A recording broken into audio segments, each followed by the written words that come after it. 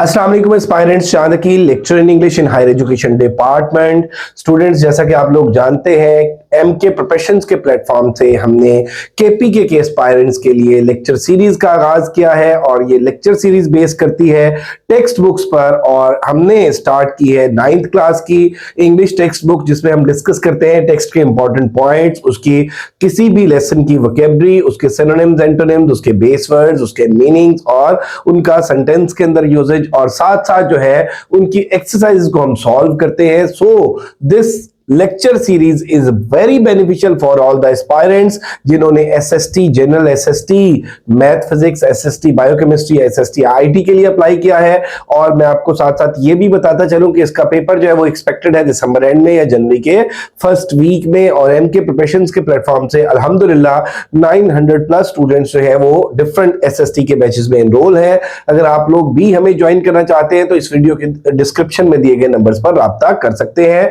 आज हम lesson number 11 को डिस्कस करेंगे। इससे पहले जो 10 यूनिट्स हैं उनकी वीडियोस मैं अपलोड कर चुका हूं। तो लेसन नंबर 11 है सेफ्टी फर्स्ट। इसकी ग्लॉसरी को पहले हम देखते हैं। अब यहां पे देख लीजिए, वर्ड है क्लैप्स। क्लैप्स होता है किसी चीज का डिके, किसी चीज का क्लैप्स कर जाना, किसी चीज का जवाल का शिकार होना और किसी चीज का जो डाउनफॉल है। तो इसमें अगर हम कहें टू फॉल डाउन और फॉल इन सडनली, कि किसी चीज का जवाल का शिकार हो जाना, कोई चीज का डिके का शिकार हो जाना, तो उसके लिए हम क्या वर्ड यूज करते हैं? कोलैप्स। और उसके बाद आप देख लें जी कि चॉकिंग है। Choking to be unable to breathe because the passage to your lungs is blocked और you can not get enough air, कि जब आपको घुटन महसूस हो रही होती है, जब आपको सफोकेशन महसूस हो रही होती है और जब हवा की जो प्रॉपर मिकदार है वो आपको इनहेल और एक्सहेल करने के लिए नहीं मिल रही होती, तो उसके लिए हम चॉकिंग का वर्ड यूज करते हैं। थर्स्ट होता है किसी को कुछ थमा देना, किसी को कुछ हैंड ओवर करना, किसी के हाथ में कोई चीज पकड़ा देना। तो to push something somebody suddenly और वायलेंटली इन पर्टिकुलर डायरेक्शन। उसके बाद एलिवेट है। Elevate to uplift something, to increase something, to enhance something, किसी चीज में इजाफा करना, किसी चीज को ऊपर लेकर जाना, एलिवेटर जैसे हम बोलते हैं। To give somebody something a higher position और rank, often more important than they deserve. तो रेज के मीनिंग में आ जाएगा, इंक्रीज के मीनिंग में आ जाएगा, अपलिफ्ट के मीनिंग में आ जाएगा।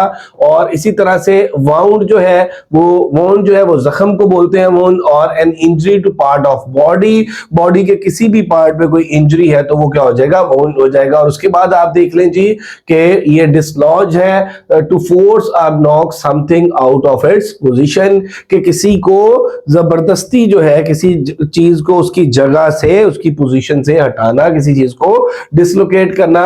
इमरजेंसी आ गया, सडन सीरियस सिचुएशन जो होती है उसको इमरजेंसी बोलते हैं। कॉमन वर्ड है, आप सबको इसका पता है। और उसके बाद एडहेसिव आ गया, a substance that you use to make things stick together, के चीजों को आप इकट्ठा करने के लिए, चीजों को एक दूसरे के साथ कनेक्ट करने के लिए, जोड़ने के लिए, ठीक है, हम ये टर्म यूज करते हैं एडहेसिव की। और उसके बाद लॉज आ गया, make or become firmly fixed or stuck in a place, के किसी जगह पर डट जाना, किसी जगह पर टिक जाना, किसी जगह से, किसी चीज से, किसी आइडिया से चिमट जाना।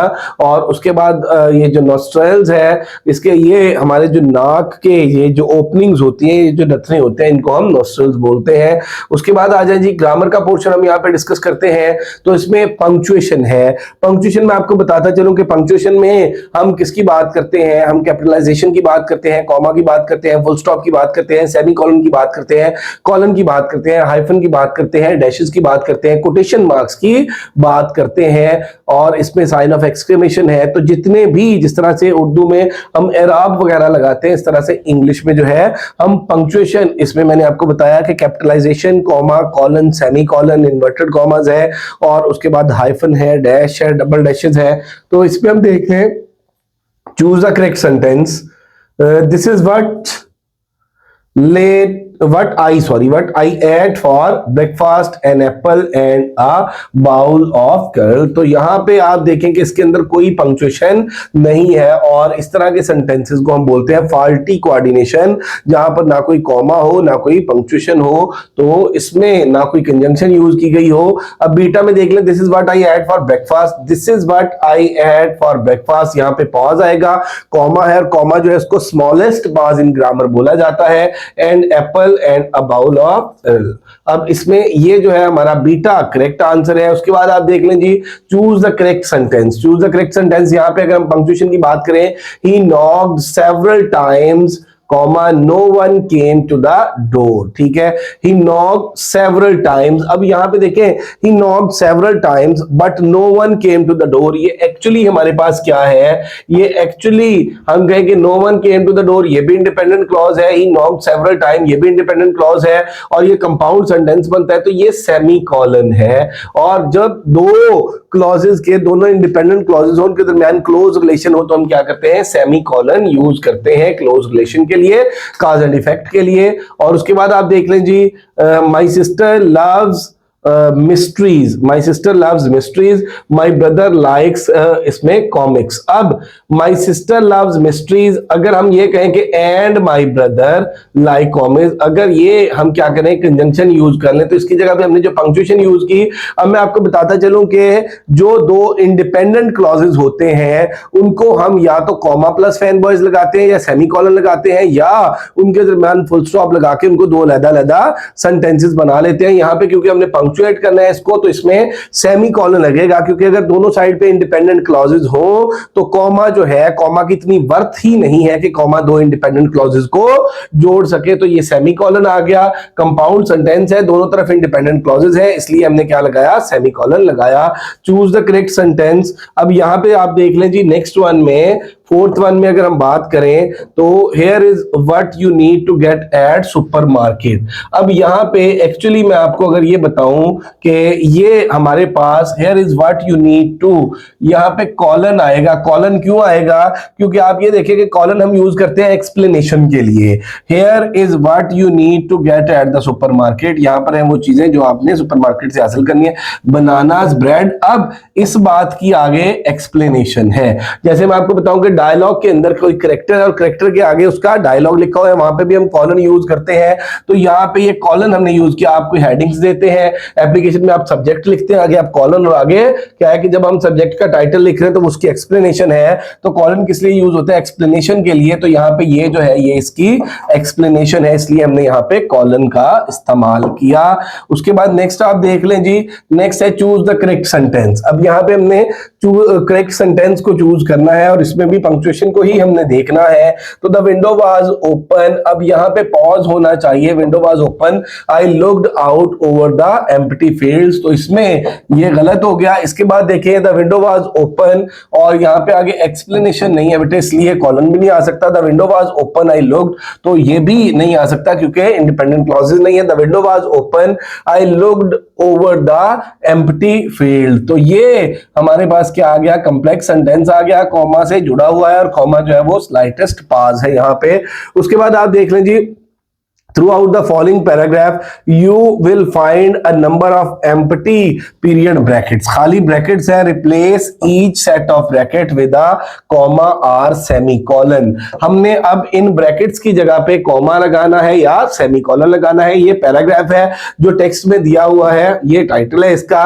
अब पास्ता आ लार्ज, अब ये ब्रैकेट्स मैंने इसलिए खत्म नहीं की क्योंकि ताकि आपको पता लगे कि टेक्स्ट में यहाँ पे ब्रैकेट्स लगी हुई हैं, हमने इसकी जगह पे क्या यूज करना है, पास्ता। अब जब हम किसी चीज को आगे कोई एक नाम लेके और पास देके आगे उसको एक्सप्लेन कर रहे हो तो फिर मेरा बेटा क्या है कि हम कॉमा यूज करते हैं। तो फर्स्ट ब्रैकेट की जगह पे यहाँ पे क्या आ जाएगा, comma. A large family of shaped, अब यहाँ पे क्या आ गया, कॉमा आ गया। और ड्राइड व्हीट पास्ता, तो ये यहाँ पे कॉमा आ गया। Is a basic staple in many countries, its origin are obscure, rice pasta were known very early in China, ये semicolon आ गया। China pasta made of wheat were used in India, Arabia long before they were introduced into Europe in the 11th or 12th century according to length। अब according to length जो है ये phrase है, इसके बाद comma आ गया।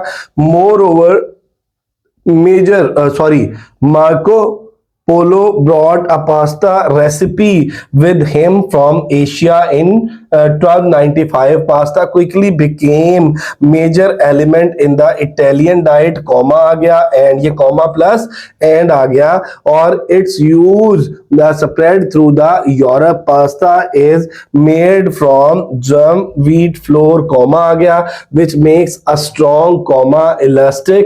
The और उसके बाद देखें hard drum wheat has the highest wheat protein value. The flour is mixed water, semicolon है और उसके बाद देख लें जी needed to form a thick paste comma and then फोस्ट, ये कंप्लीट हो गया हमारे पास। तो ये जहां जहां पे ब्रैकेट्स है आपने एक्चुअली ये ब्रैकेट्स नहीं लगानी, ये ब्रैकेट्स की जगह पे यहाँ पे कॉमा और सेमीकोलन यूज होना था। और पेपर में इस तरह के जो क्वेश्चन है उनके चांसेस कम होते हैं, लेकिन चूंकि ये टेक्स्ट की एक्सरसाइज थी इसलिए मैंने यहाँ पे इसको सॉल्व कर दिया। उसके बाद आप देख लें जी कि punctuation marks and capital letters. We write the following sentences using appropriate punctuation marks and capital letters wherever necessary. तो यहां पे हमारे पास जो पहला सेंटेंस है रिवर रावी, अब देखें ये प्रॉपर नाउन है तो यहां पे कैपिटलाइजेशन होनी चाहिए थी। फ्लोज थ्रू लाहौर ये प्रॉपर नाउन है, कैपिटलाइजेशन होनी चाहिए थी। फिक्रा कंप्लीट हो गया, फुल स्टॉप होना चाहिए था।